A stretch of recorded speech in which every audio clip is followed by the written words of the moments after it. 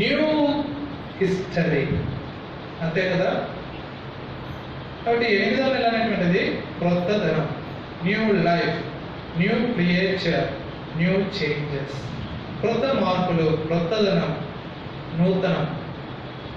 కాబట్టి ప్రియమైన సహోదర సహోదరి, ఇక్కడ ఉన్న వాళ్ళలో ఎవరైనా ఇంకా అదే అలవాట్లతో లేకపోతే అదే జీవితంతో ఉన్నట్లయితే, నువ్వు దేవుని మందిరంలో కానీ లేకపోతే నీ మనసులో కానీ తీర్మానాలని ఆ యొక్క జనవరి 1వ తారీఖున చేసుకున్నట్లయితే, అవి ఇంకా ఒక్క తీర్మానం మీద నువ్వు నిలబడకుండా ఉన్నట్లయితే ఈ ఆగస్టు నెలలో ఒకసారి జ్ఞాపకం చేసుకో.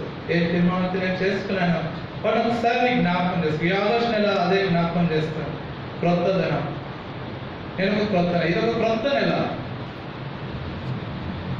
ప్రభు దినంతో, సండేతో, ఆదివారంతో ఇది ప్రారంభించబడింది. ఎంత ధన్యకరం! What a blessing it is. చదువుతున్న భాగంలో కూడా గలతీయులకు రాసిన పత్రిక 2వ అధ్యాయంలో 20వ వచనం, నన్ను ప్రేమించి నా కొరకు తను తాను అప్పగించుకున్న దేవుని కుమారుడు. ఈ యొక్క భాగం నుండి మనం గత కొన్ని వారాల నుండి కూడా చదువుతూ వచ్చినాం. ఈ లేఖన భాగాలు కూడా ధ్యానిస్తూ వచ్చినాం. కాబట్టి ఇది ఆగస్ట్ నెల కాబట్టి క్రొత్త నెల, క్రొత్త ఆదివారం, న్యూ. August means new. ఈరోజు మనకు నూతన భాగాన్ని చూసుకొని ఆరాధన మరియు ప్రభువుల్లో ప్రవేశిస్తాం. ఈరోజు కూడా యథావిధ ఆరాధన చేయకండి. క్రొత్త ఆరాధన అంటే, క్రొత్త ఆరాధన అంటే మళ్ళీ ఏదో ఎట్లా చేయాలప్పా అని ఎట్లా చేశారు. క్రొత్త ఆరాధన అంటే దేవుడికి చేసిన మేలులు. చాలా మంది ఆరాధనలో ఆరాధన అంతా బాగా చేస్తారు, కానీ ముగింపు ఎట్లా చేస్తారు సార్? యేసుక్రీస్తు నామంలో ప్రార్థిస్తున్నాం తండ్రి, అంత ఆరాధన అంతా అడిగిస్తారు. స్టార్టింగ్ అంతా బాగా చేస్తారు, లాస్ట్ ఏముంది? ప్రార్థన అయిపోయింది. అది ఏ కెమికల్స్ వేసినారో ఏమి వేసినా తెలియదు, కానీ రియాక్షన్ మారిపోయింది. ఆరాధన చేయాలి. వ్యక్తిగతంగా ఆరాధన అంటే, ప్రభు నీ దేవుడు నీకు ఏం చేస్తాడో వాటిని వర్ణించి వాటిని స్తుతిస్తూ ప్రభు నామంలో స్తుతిస్తున్నాను, యేసుక్రీస్తు నామంలో నేను ఆరాధిస్తున్నాను. చాలు, ఒక్క మాట చాలు. ప్రభు నువ్వు రక్షించుకున్నావు. ఒకప్పుడు నేను నా జీవితం ఎట్లాంటిదో, బహు దౌర్భాగ్యుడు, దుర్మార్గుడు, పాపిని.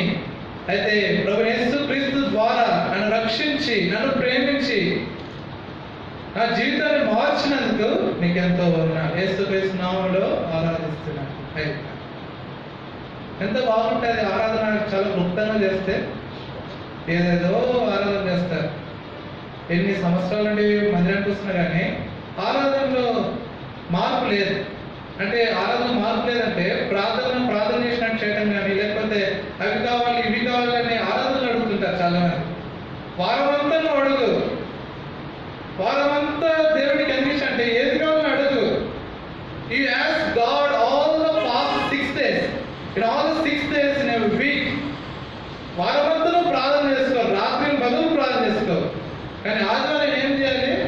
థ్యాంక్స్ గివింగ్, ప్రభుకి స్తోత్రాలు చేయాలి, ప్రభుకి వందనాలు చెప్పాలి. ప్రభు వారమంతా నేను అడిగింది ఇచ్చినావు, నన్ను కాపాడినావు, నన్ను రక్షించినావు, నాకు మంచి ఆరోగ్యం ఇచ్చినావు, నీకు వందనాలు, థ్యాంక్ యూ. ఆదివారం నుంచి థ్యాంక్స్ చెప్పాలి. ఆదివారం కూడా నాకు అది కాదు ప్రభా, ఇది కాదు ప్రభా అంటే నీకు ఏది చేస్తాను. థ్యాంక్స్ గివింగ్, ప్రభువుకి వందనాలు చెప్పాలి. వర్షిపింగ్ ద లార్డ్, దేవుడిని ఆరాధించు. కాబట్టి ఈరోజు ఏ విధంగా ప్రభుని ఆరాధిద్దాం. గలతీయులకు రాసిన పత్రిక 2వ అధ్యాయంలో 20వ వచనంలో, నన్ను ప్రేమించి నాకు తను తాను అప్పగించుకున్న దేవుని కుమారుడు అన్న భాగం నుండి మన ఎఫెసీయులకు రాసిన పత్రిక 5వ అధ్యాయము 27వ వచనంలో, చాలా పెద్ద వచనం అది. కాకపోతే ఆ వచనం అంతా కూడా దేని గురించి రాయబడిందంటే దేవుని యొక్క సంఘమును గురించి వ్రాయబడింది. ఎఫెసీయులకు రాసిన పత్రిక 5వ అధ్యాయం 27వ వచనము, అటువలే క్రీస్తు కూడా సంఘమును ప్రేమించి. What a wonderful statement. క్రీస్తు కూడా సంఘమును ప్రేమించి. గత 2 వారాలు కూడా మనము ఏ వాక్యం చూస్తా వచ్చినా, గలతీ 2:20లో నన్ను ప్రేమించి, నిన్ను ప్రేమించి, నిన్ను ప్రేమించి, నిన్ను ప్రేమించి. కానీ ఈరోజు అంశం ఏంటి? ఎఫెసీ 5:27 ఏంటది? క్రీస్తు కూడా సంఘమును ప్రేమించి. God loves the church. దేవుడు సంఘాన్ని ప్రేమించేవాడు. దేవుడు తన ప్రజల్ని ప్రేమించేవాడు. సంఘానికి నానా రకాల నుండి ప్రజలు వస్తారు. పిల్లలు వస్తారు, యవనస్తులు వస్తారు, వయసులో ఉన్నవారు వస్తారు, వృద్ధులు వస్తారు. అంతేకాదు ఆరోగ్యంతో ఉన్నవారు వస్తారు, అనారోగ్యంతో ఉన్నవారు వస్తారు, బలహీనులు వస్తారు, బలవంతులు కూడా వస్తారు, అక్కర్లతో ఉన్నవారు వస్తారు, ఏ అక్కర్లు లేని వాళ్ళు కూడా వస్తారు, రోగంతో ఉన్నవారు వస్తారు, మంచి ఆరోగ్యంతో ఉన్నవారు వస్తారు, లేకపోతే అంగవైకల్యంతో ఉన్నవారు వస్తారు, అంగవైకల్యం ఏ అంగవైకల్యంతో లేనటువంటి వారు కూడా వస్తారు, ధనికులు వస్తారు, పేదవారు కూడా వస్తారు. సంఘంలో వీళ్ళందరూ కూడా ఉన్నవారే. Everyone who entereth into his everlasting tabernacles. ప్రభు యొక్క గుమ్మంలోకి అడుగుపెట్టిన వారు, ఇక్కడ ఎవరైతే కూర్చున్నారో, దేవుని మందిరంలో ముందు కూర్చున్న వారైతేమి, మధ్యలో కూర్చున్న వారైతేనేమి, వెనుక పక్క కూర్చున్న వారైతేమి, కుర్చీల మీద కూర్చున్న వారైతేమి, వీరందరూ కూడా దేవుని సంఘం. ఈ సంఘాల గురించి దేవుడు సెలవిస్తున్నటువంటి మాట ఎఫెసీయులకు రాసిన పత్రిక 5:27. క్రీస్తు కూడా సంఘమును ప్రేమించి. God loves you. దేవుడు సంఘాన్ని ప్రేమించిన వాడు. ఎంత అద్భుతం కదా! అరే నేను ఈ రోజే కదా మందిరానికి వచ్చింది, నన్ను కూడా ప్రేమిస్తున్నాడు. Yes, God loves you. అవును, దేవుడు నిన్ను కూడా ప్రేమిస్తున్నాడు. నేను ఈ రోజే కదా ఇక్కడ కుర్చీలో కూర్చున్నాను, దేవుడి మందిరానికి ఫస్ట్ టైం కదా వచ్చి కుర్చీలో కూర్చున్నాను, నన్ను కూడా దేవుడు ప్రేమిస్తున్నాడు. Yes, God loves you. దేవుడు నిన్ను కూడా ప్రేమిస్తున్నాడు. నేను ఈ రోజే కదా మందిరం గేట్లోకి అడుగు పెట్టాను, నన్ను కూడా దేవుడు ప్రేమిస్తున్నాడు అంటే ఎస్, గాడ్ లవ్స్ యు. దేవుడు నిన్ను కూడా ప్రేమిస్తున్నాడు. నేను ఈ రోజే కదా సాప మీద కూర్చున్నాను, దేవుడు నన్ను కూడా ప్రేమిస్తున్నాడు అంటే ఎస్, గాడ్ లవ్స్ యు. దేవుడు నిన్ను కూడా ప్రేమిస్తున్నాడు. నేను ఈ రోజే కదా వాక్యం వింటున్నాను, దేవుడు నన్ను కూడా ప్రేమిస్తున్నాడు అంటే ఎస్, గాడ్ లవ్స్ యు. నిన్ను కూడా దేవుడు ప్రేమిస్తున్నాడు. క్రీస్తు కూడా సంఘమును ప్రేమించి. God loved the church. సంఘమును ప్రేమించాను. గత 2 వారాలు కూడా, గత 2-3 వారాల నుండి కూడా దేవుడు గలతీయులకు రాసిన పత్రిక 2:20 నుంచి నన్ను ప్రేమించిన భాగం నుండి మనం వ్యక్తులను చూస్తూ వచ్చినాం. అంతే కదా? యోహాను సువార్త 12వ అధ్యాయంలో కొంతమంది వ్యక్తులు దేవుడు వారిని ప్రేమించినాడు. అయితే వారి నుండి ఎటువంటి ప్రతిస్పందన? ఒకరేమో దేవుడు ప్రేమించినాడు కాబట్టి వారు ఒక ఆమెమో ప్రభు పాదాల దగ్గర, ఇంకో ఆమెమో ప్రభు పరిచర్యలో, ఇంకో వ్యక్తి ఏమో మౌనంగా, అలా రకరకాల ప్రతిస్పందనలను వ్యక్తుల నుండి చూస్తూ వచ్చినాం. అయితే ఈ ఉదయకాల సమయంలో సంఘము, దేవుడు ప్రేమించిన సంఘము ఏ విధంగా ఆయన ప్రతిస్పందిస్తుంది? What is the response from the church which Christ loved? క్రీస్తు ప్రేమించిన సంఘం నుండి ఆయనకు ఏ విధంగా ప్రతిస్పందిస్తుంది? ఆ విషయాలను వీలైనంత వరకు చూసుకొని ఆరాధన మరి రూపాల్లోకి ప్రవేశించడానికి ప్రయత్నం చేద్దాం. అపోస్తుల కార్యములు 16వ అధ్యాయం. Acts of the apostles chapter 16. అపోస్తుల కార్యములు 16వ అధ్యాయం.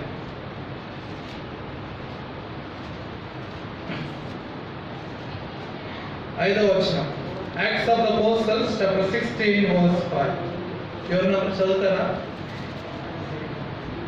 అపోస్తల కార్యములు 16:5.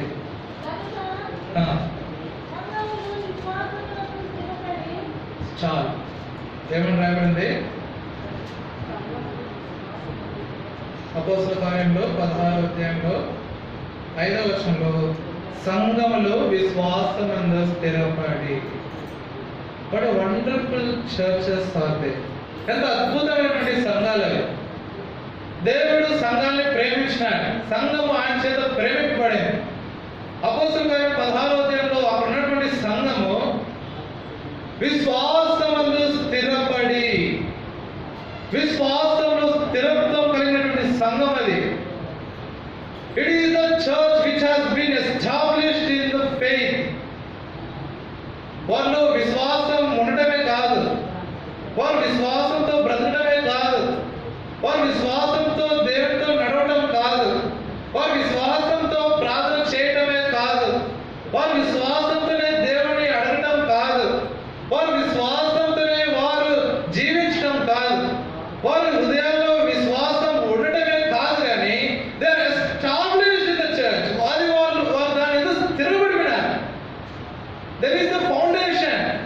ఒక స్థిరత్వం ఉంది. అంటే ఒక లేచిన విశ్వాసం ఉంది, కూర్చున్న విశ్వాసం ఉంది, బయటికి వెళ్ళిన విశ్వాసం ఉంది, ఎక్కడ చోటికి వెళ్ళిన విశ్వాసం ఉంది, తినేటప్పుడు విశ్వాసం ఉంది, ఒకవేళ దేవుని ప్రార్థించడంలో విశ్వాసం ఉంది.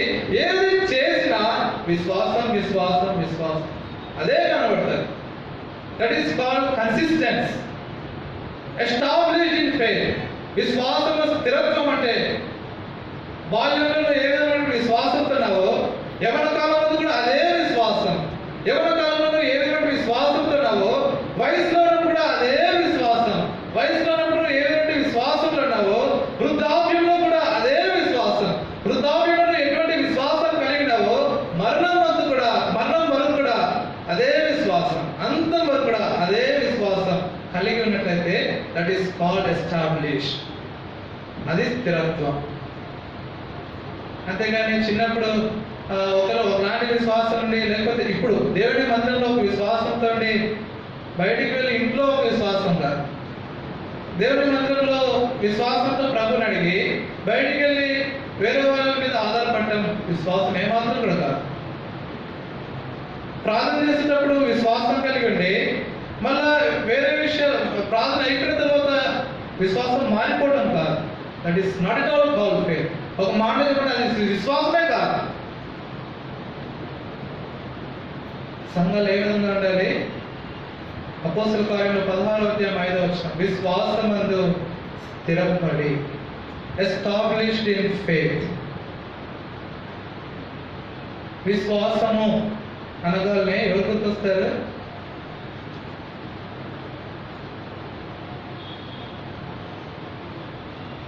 ఆది కాండం నుండి ప్రకటన గ్రంథం వరకు కూడా విశ్వాసం అనేటువంటి మాట వస్తే ఎవరు క్రొత్త నిబంధనల శిష్యులు కానీ అపోస్తలులు కానీ వీరందరూ కూడా వాళ్ళ నోట్లో వెంటనే వచ్చింది ఏంట మాట, ఎవరు ఆ వ్యక్తి?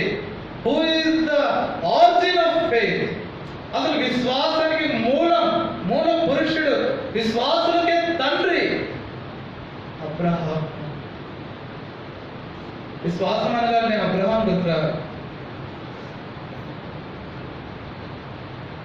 ఈరోజు అబ్రహాం గురించి కూడా ఎందుకు చెప్తున్నానంటే, వాట్ ఈస్ టుడే? ఈరోజు ఏం రోజు? ఆదివారమే తెలుసు, ఆగస్టు 1వ తారీఖునే తెలుసు. కానీ ఈ దినం ప్రత్యేకత ఏంటి? మన వాక్యం స్టార్టింగ్లో క్రొత్తదనం, క్రొత్త జీవితం, క్రొత్త మార్పు అని చెప్పినాం. అది కాదు, అది ఓకే. కానీ ఇంకా ఏంటి లోకపరంగా ఈ దినం యొక్క స్పెషాలిటీ ఏంటి? What is the significance of this day? Very good, praise God. Friendship day. ఈరోజు ఫ్రెండ్షిప్ డే, స్నేహితుల దినోత్సవం. అబ్రహాం ఎవరు తెలుసా? ఎవరు? దేవునికి స్నేహితుడు. దేవునికి స్నేహితుడైనటువంటి వాడు ఈరోజు ప్రపంచానికి, విశ్వాసానికి మూల పురుషుడు. That is called the real meaning of friendship. స్నేహం నుండి అది రావాలి. దేవునితో స్నేహం, ప్రభువుతో స్నేహం, మందిరంతో స్నేహం, దేవుని సేవకులతో స్నేహం, దేవుని ప్రజలతో స్నేహం, సంఘంతో స్నేహం ఉన్నట్లయితే నీ విశ్వాసం యొక్క అడుగు జాడలే వర్ణనాతీతం. లోకంతో నీవు స్నేహం అంటే వేస్ట్. అబ్రహాము దేవునికి స్నేహితుడు. అబ్రహాము దేవునికి స్నేహితుడని బైబిల్ మొత్తంలో కూడా ఎవరైనా దేవునికి స్నేహితుడు అంటే ఒక అబ్రహాం వ్యక్తి, ఒక అబ్రహాం మాత్రమే. దేవునికి స్నేహితుడు అన్న మాట బైబిల్లో ఎక్కడెక్కడ రాయబడిన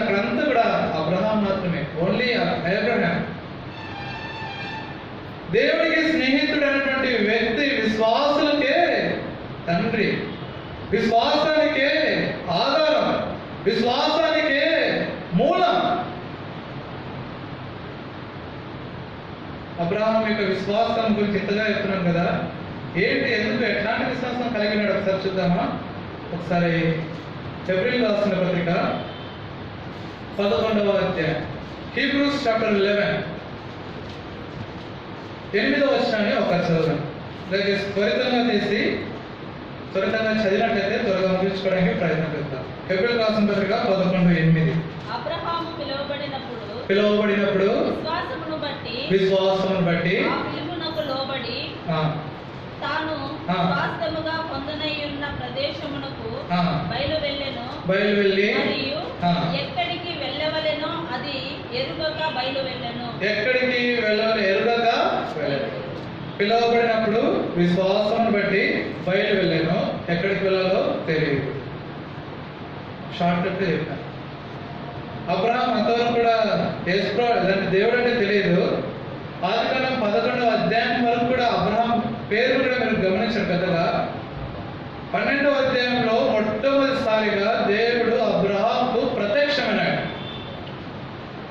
ఏదో అబ్రహాం పెద్ద బిలీవర్ కాదు, అబ్రహాం చాలా మంచి విశ్వాసుడు కాదు. అప్పటికి అసలు ఏసుకోవో తెలియదు, దేవుడు అంటేనే తెలియదు, మారు మనసు అంటేనే తెలియదు, పశ్చాత్తాపం అంటేనే తెలియదు, వాక్యం అంటేనే తెలియదు, ఎవరు తెలియదు, దేవుని సృష్టి అంటే తెలియదు, ఎవరి లోకం సృష్టించారో తెలియదు, ఎవరి వల్ల నేను జీవిస్తున్నానో తెలియదు, అబ్రహాంకి ఏది కూడా తెలియదు.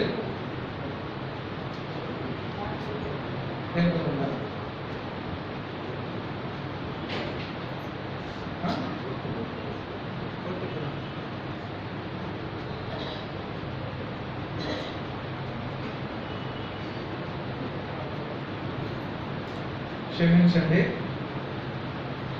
కాబట్టి అబ్రహాము దేవుని చేత పిలువబడినప్పుడు అతను దేవుని గురించిన జ్ఞానం కూడా ఏ మాత్రం కూడా లేదు. నథింగ్, నిల్, ఎంప్టీ పర్సన్, విగ్రహారాధికుడు, ఇంకా అన్యుడు.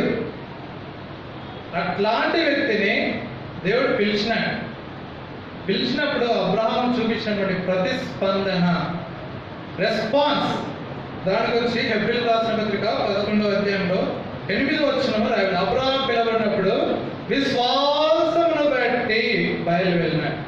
దేవుడు అబ్రహాం పిలిచినాడు, లేవయ్యా ఇక్కడ నుంచి బయలుదేరన్నాడు. విశ్వాసం బట్టి లేచినాడు, బయలుదేరినాడు.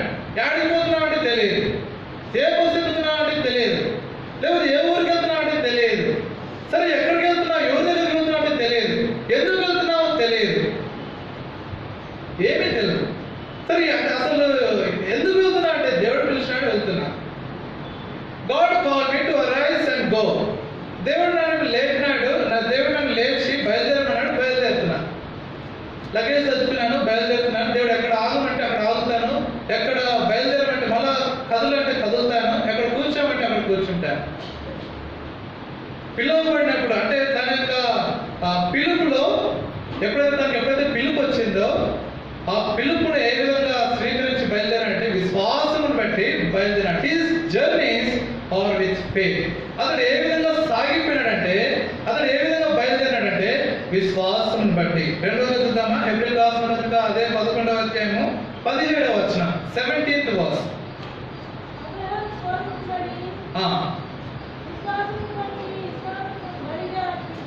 చాలు. విశ్వాసమును బట్టి ఇస్సాకును బలిగా అర్పించెను. మొట్టమొదటేమో అతని ప్రయాణాలన్నీ కూడా విశ్వాసం బట్టే. దేవుడు ఎక్కడ ఆగమంటే ఆగినాడు, ఎక్కడ ఉండమంటే ఎక్కడ కదలమంటే అక్కడ కదిలినాడు, ఎక్కడికి వెళ్ళమంటే అక్కడికి వెళ్ళినాడు. అతని ప్రయాణాలన్నీ కూడా విశ్వాసం. రెండవదిగా ఏంటి, ఏ విధంగా అర్పించినాడు, ఇస్సాకును విశ్వాసం బట్టి విశ్వాసం బట్టి ఇస్సాకును అర్పించెను. ఏ విధంగా అర్పిస్తున్నాడు అంటే దేవుడికి ఏ విధంగా ఒకవేళ ఏదైనా ఇస్తున్నాడంటే, ఒకవేళ దేవుడికి ఏమైనా ఇచ్చేది, మీరు కూడా అన్నారు ఒకవేళ ఉదాహరణ కాన్వెంట్లో వేస్తారు, దశంభాగం వేస్తారు. దశంభాగం వేసేటప్పుడు దేవుడు ఎన్నో వాగ్దానం చేసినాడు. నువ్వు నాకు ఇస్తే నేను నీకు 200 కానీ 500గా 60గా 100గా దేవుడు ఇస్తాడు. ఆ విశ్వాసంతో వేస్తే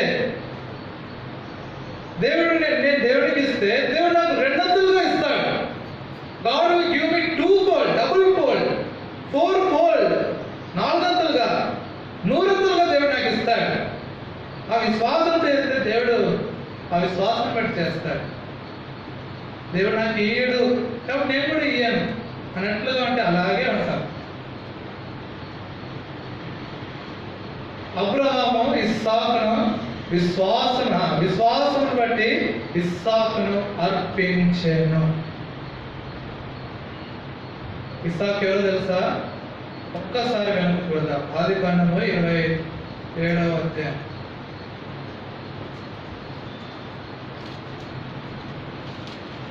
22వ అధ్యాయం.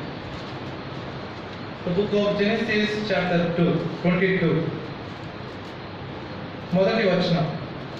ఆ సంగతులు జరిగిన తరువాత దేవుడు అబ్రహామును పరిశోధించెను.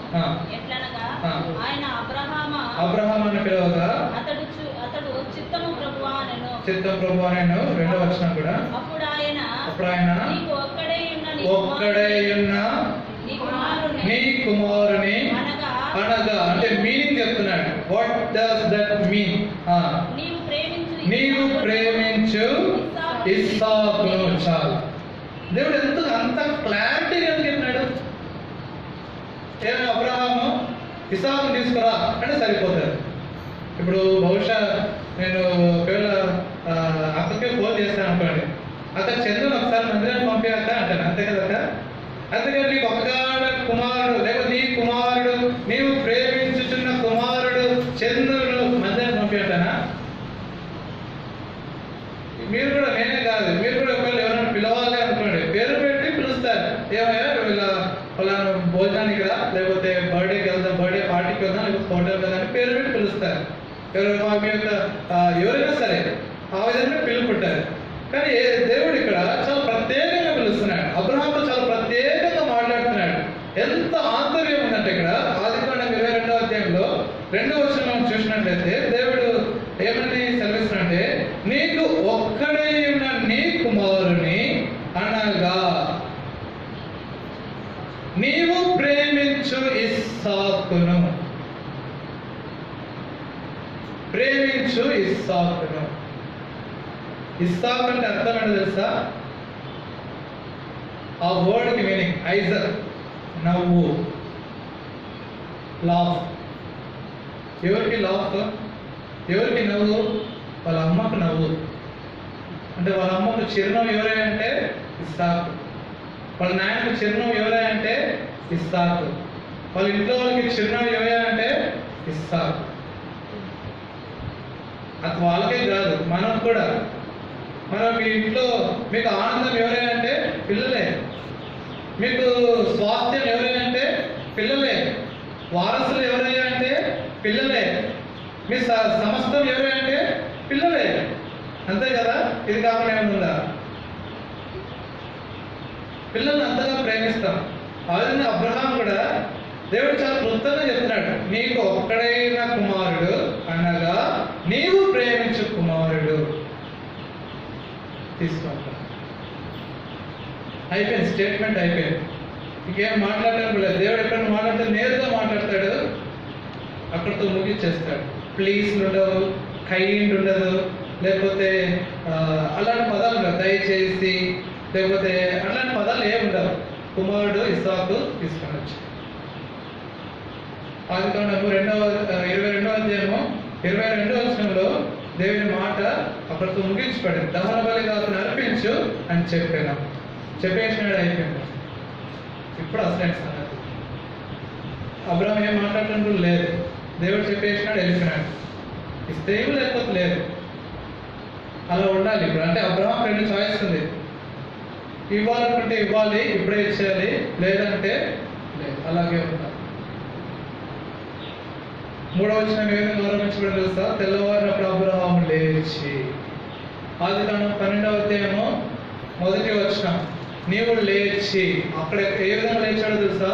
విశ్వాసాన్ని బట్టి లేచాడు. ఆరంభ దశ, బిగినింగ్ స్టేజ్. అప్పటికి ఇంకా అబ్రహాంకు దేవుడు అంటే పెద్దగా తెలియదు. ఆ జ్ఞానం, దైవిక జ్ఞానం లేదు, వాక్యం అంటే తెలియదు, ఏమీ తెలియదు. ఆరంభంలో ఏ విధంగా లేచినాడు? విశ్వాసంతో లేచినాడు. 12 నుంచి 22వ అధ్యాయం 10 అధ్యాయాలు అయిపోయినాయి. అప్పటికి కుమారుడు కూడా వచ్చేసినాడు. అంటే ఒక వయసు, ఒక దశలో వచ్చినాడు. అక్కడ కూడా ఏ విధంగా లేస్తున్నాడు? విశ్వాసమును బట్టి లేచినాడు. హెబ్రీయులకు రాసిన పత్రిక 11వ అధ్యాయంలో అక్కడ మనం చూడవచ్చు. ఇక్కడ ఏ విధంగా అతను లేచాడు? విశ్వాసమును బట్టి ఇస్సాకును అర్పించాడు. What is stunning faith! ఎంత అద్భుతమైనటువంటి విశ్వాసం! మధ్య దశ కుమారుడు వచ్చినాడు. దేవుడు ఒకే ఒక కుమారుడు, ఉన్నది ఒకడే కుమారుడు, వృద్ధాప్యంలో పుట్టినాడు, ఎంతగానో ప్రేమిస్తున్నాడు. అతడే సమస్తం. ఎన్నెన్నో కళలు కూడా కనింటాడు. పిల్లలు ఏదైనా కళలు కంటారు, అబ్బో అసలు ఎన్నెన్నో కళలు కంటారు. బహుశా అబ్రహాం కూడా ఇస్సాకును ఏదేదో చేపించాలని కళలు కనివచ్చు. డాక్టర్ని చేపిద్దాము, లేకపోతే ఇంజనీర్గా చేపిద్దాము, లేకపోతే మంచి వాడు బాగా చదివించాలి, వాడు బాగా మంచి స్కూల్స్లో వాడిని వేయాలి, మంచి యూనివర్సిటీస్లో వాడిని చదివించాలి, వాడిని మంచి కాలేజెస్లో వాడిని ఉంచాలి, మంచి ప్రొఫెసర్స్ దగ్గర వాడు ట్రైనింగ్ ఇప్పించాలి, వాడు నా బిడ్డ చాలా మంచిగా ఎదగాలి, మంచి అమ్మాయిని కూడా ఇచ్చి పెళ్లి చేయాలి, వాడు మంచి ఇల్లు కూడా కొనియాలి, మంచి స్థలంలో, మంచి ఊర్లో, మంచి ప్రదేశంలో, మంచి మంచి నాకున్న మంచి అంతని కూడా ఇస్సాకుకే రాసి ఇవ్వాలని ఎన్నెన్నో కళలు నింటాడు అబ్రహాం. దేవుడు ఒక బ్రేక్ వేసినాడు ఇస్సాకు. అందుకే బహుశా అట్లాంటి కళలతో బహుశా అబ్రహాం ఉండింటాడు. We can imagine ourselves. అందుకే దేవుడు క్లుప్తంగా చెప్పినాడు ఏమని, నీకు ఒక్కడైన కుమారుడు అన్నగా. ఈ మాట ఎక్స్ట్రా వర్డ్ దేవుడు యాడ్ చేశాడు. దేవుడు కుమారుని ఇచ్చింది నేను ప్రేమించమని కాదు, కానీ అబ్రహాం ప్రేమించినాడు. అందుకే దేవుడు ఎక్స్ట్రా వర్డ్ని యాడ్ చేశాడు. ఏమని, ఒకడైన కుమారుడు అనగా మీనింగ్ పెట్టేసినాడు దేవుడు. కుమారుని బాగా ప్రేమిస్తున్నావే, ఏకంగా నన్ను కూడా పక్కన పెట్టేస్తాను. ఈరోజు చాలా మంది కూడా పిల్లలను బట్టి మందిరానికి కూడా రానటువంటి వారు ఉన్నారు. చిన్న పిల్లోడన్నా పాలు తాగిపించాలి, చిన్న పిల్లోడన్నా తల్లి బయటకు వెళ్ళింది నేను ఉండాలి, చిన్న పిల్లోడన్నా ఎవ్వరు లేరు నేను అప్పుడే మందిరంలో ఏడుస్తాడన్నా చిన్న పిల్లోడు ఇప్పుడే ఉండాలి, మందిరంలో గురిగా ఉండడన్నా కాబట్టి ఇంటికాడే ఉండాలి, వాడికి రోజు క్లాస్ ఉందన్నా ఇంట్లోనే ఉండాలి. వాడు మందిరానికి వస్తే థర్డ్ వేవ్ అసలే చాలా పిల్లలకి వచ్చేటువంటి వైరస్ ఇది, థర్డ్ వేవ్ పిల్లలకే వచ్చేది. ఇలా ఇంటికాడే ఉన్నాయి కాబట్టి పిల్లలతో వాటిని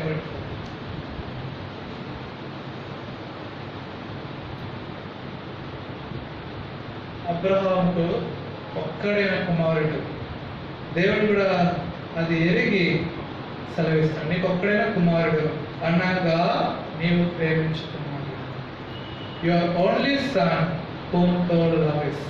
నీవు ప్రేమించు కుమారుడు తీసుకునిరా నాకు ఇచ్చి. బహుశా అబ్రహాం ఆ స్థితిలో ఆ మాట అనగానే ఏ విధంగా అయిపోయాడో నాకు తెలియదు, కానీ బహుశా ఏ విధంగా గుండెకు పగిలి పెట్టారో నాకు తెలియదు. ఎందుకంటే దట్ ఈస్ ద ఎండ్. ఆఖరిలో వచ్చి నేను గత 2 వారాల కిందటేమో ఒక వారం పాటు ఊరికే సిఎంసీలో ఉంటూ వచ్చినాను. ఊరికే ఉన్నాను.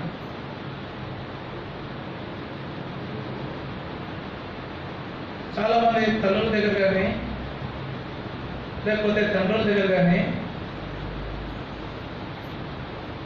ఒక కుటుంబాన్ని నేను చూస్తూ వచ్చినాను.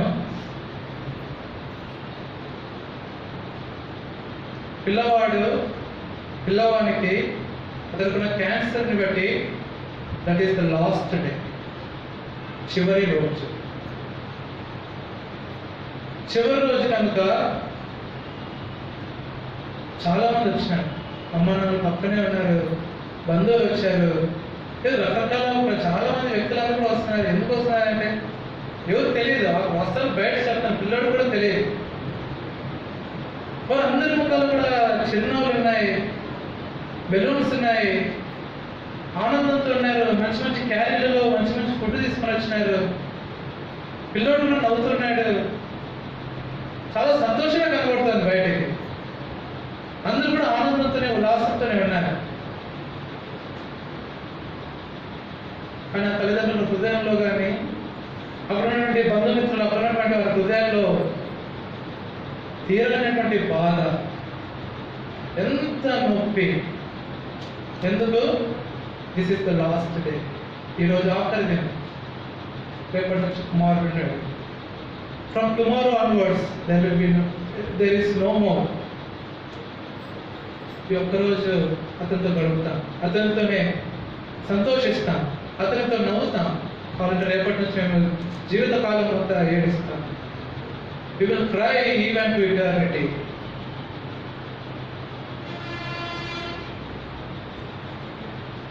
పిల్లల మీద ఉన్నటువంటి ప్రేమ అటువంటిది. దేవుని కంటే కూడా పిల్లలకి ఎక్కువ ప్రాముఖ్యత కూడా చాలా సందర్భాల్లో కూడా చూపిస్తాం. అబ్రహాం కూడా తక్కువ కాదు, అబ్రహాం కూడా అలాగే చూపించినాడు, అది వాస్తవం. అందుకే దేవుడు అన్నాడు చాలా క్లుప్తంగా ఇక్కడ, నీవు ప్రేమించు కుమారుని ప్రేమించిన, ఎంతగానో ప్రేమించిన. ఆ కుమారుని దేవుడు అడిగాడు, ఇస్సాకును తీసుకొచ్చే నాకు ఇచ్చేసి. వెళ్తున్నాడు, సరే లేచినాడు.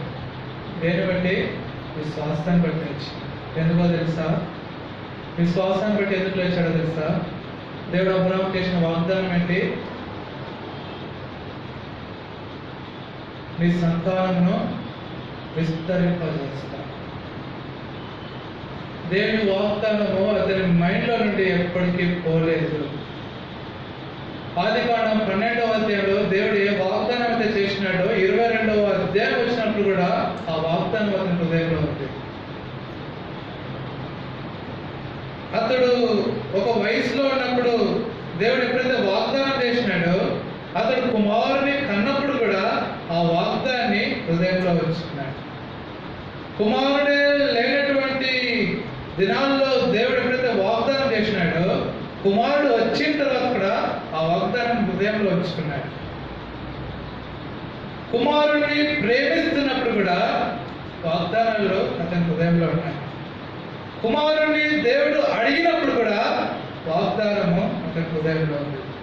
ఆ వాగ్దానం ఉన్న కారణాన్ని బట్టి లేచినాడు, విశ్వాసాన్ని బట్టి లేచినాడు. ఒకసారి ఆదికాండం 22వ అధ్యాయము 5వ వచనం ఒకరు చదువుతారా? Book of Genesis chapter 22 verse 5. తన పని వారితో